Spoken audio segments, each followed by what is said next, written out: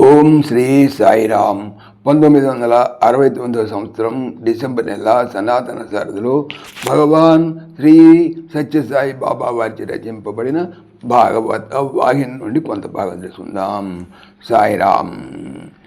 మనోలయమునొచ్చిన మహారాజు మాధవుని జన్మఘట్టమును వెనగోరి చేతులు జోడించుకొని, స్వామి, కాయమునకు కాలం ఆసన్నమైనది. మహారుషి శాపగడేలు కూడాను పరిగిడి వచ్చుతున్నవి. అందుకు నేను కూడాను సర్వసిద్ధముగా సంతోషముగా ఉన్నవాడను.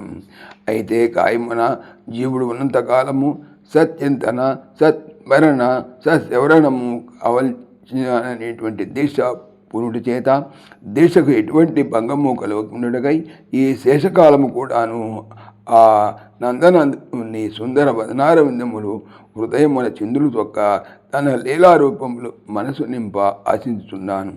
గోపాలుని జన్మ శుభ సమయం ఎటువంటిదో, జన్మకాలమునకు ఎట్టి చిత్ర విచిత్ర శుభములు మంగళములు లోకమునకు కనిపించెనో, కంసునకు ఆ బాలుని సంపాలైనటువంటి క్రోధము ఎందువలన దినాభివృద్ధిగాంచెను, ఆ కంసుని జన్మ వృత్తాంతము, గోపాలుని జన్మ వృత్తాంతము నా అంత్య సమయమున వినిపించి నా ప్రాణమును గోపాలను అంతమునర్చుము అని ప్రార్థింపగా శుకుడు మరింత ఆనంద హృదయుడై, మహారాజా, నీవు కోరినట్ల ఈ మిగిలిన కొద్ది కాలమును గోపాలుని లీలాశ్రవణముతోనే గడపడం నాకును అత్యంత ఆనందము.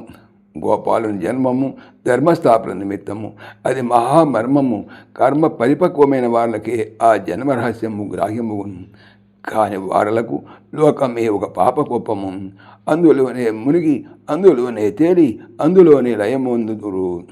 అట్టి వారి చింతకు మనకు అవసరము లేదు.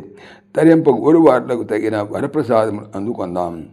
మహారాజా, పూర్వము అహుకడు అనేటువంటి రాజు యదువంశమున లోకమును పాలిస్తూ ఉన్నాడు. అనేక మంది సామంత రాజులు అతనికి లొంగి అతన్ని అనుసరించుచు అడుగులకు మడుగులుతుచు అతని పరిపాలనలో కాలమును గడుపుచుండేది. అతనికి దేవకుడు, ఉగ్రసేనుడు అనేటువంటి ఇరువురు కుమారులు కలిగిరి. వారు పెరిగి పెద్దయి రాజ్యాధిపత్యమును చూసుకునే వయసు రాగా వారలకు పెళ్లి చేసి తగిన బాధ్యతలను తలపై పెట్టాను. తదుపరి ఈ రీతిగా రాజ్యపాలన జరుగుతూ ఏళ్లు గడిచిపోయాను. దేవకునకు 7 ఆడబిడ్డలను, ఉగ్రసేనుకు 9 కుమారులను కలిగిరి. దేవకుని పెద్ద కూతురే దేవకి, ఉగ్రసేనుని పెద్ద కుమారుడే కంసుడు. ఈ ఇరువురు మన చరిత్రకు ప్రధాన వ్యక్తులు. పూర్వము యాదవ రాజులకు అందరికీ మధురా పట్టణమే రాజధానిగా ఉండేది. సూరసేన దేశాలను పాలించుతున్నటువంటి దేవకదుడనేటువంటి రాజు కూడాను మధురాపురాన్ని దాన్ని వాసం ఏర్పరచుకొని ఉండెను. అతనికి 10 కుమారులు, 7 మంది కుమార్తెలు కలిగిరి. అందులో పెద్ద కుమారుడే వసుదేవుడు, పెద్ద కుమార్తెయే కుంతి. ఈ రీతిగా వారి కుటుంబం అంటూ దినాభివృద్ధి నుంచి కుమారులు పెరిగి పెద్దవారగుతూ వచ్చారు. కాలవేగము అతి తీవ్రముగా చుట్టుకొని వచ్చి కార్యరూపమును కారములను కట్టివేసెను.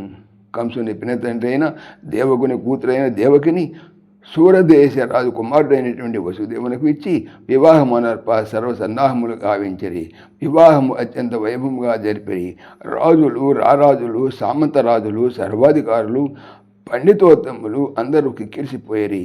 అన్నింటి యందు కంసుడు అతి శ్రద్ధ వహించి తనకు సొంతము అక్కచెల్లెండ లేకపోడిచే పినతండ్రి బిడ్డ దేవకిని తన సొంతపు సోదరి వలె భావించి ఆమెకు కావలసిన సర్వ సామగ్రి, సమస్త ఆభరణములు తానే స్వయంగా ఉంచి కళ్యాణము కన్నుల పండుగగా జరిపించెను.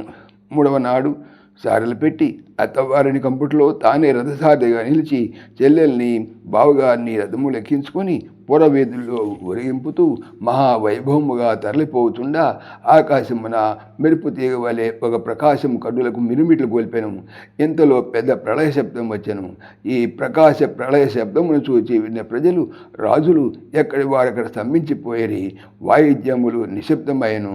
పురవీధి ఎంతయు ప్రకాశవంతముగా ఉన్న సమయమున ఆకాశం నుండి కొన్ని స్పష్టమైన పదములు వెలువడెను.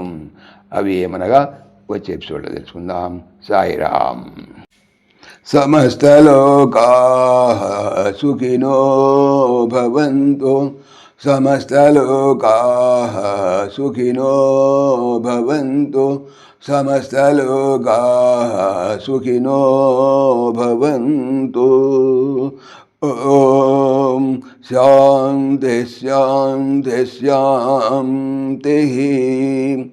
జై బోలో భగవాన్ శ్రీ సత్య సాయి బాబాజీకి జై. సర్వం సాయిశ్వరార్పణమస్తు. ఆత్మీయులకు మనవి, ఈ ఛానల్తో పాటుగా లెరన్ భగవద్గీత, లైవ్ గీత అనేటువంటి భగవద్గీత ఛానల్ మరియు భక్తి పరిమళ టీకా భాగవతం అనే భాగవత మరో ఛానల్ను స్వామి నా చేత చేయిస్తున్నారు అని తెలుపుతున్నాను. వీటికి సంబంధించిన లింక్స్ డిస్క్రిప్షన్లో చూడవచ్చు. సాయిరామ్.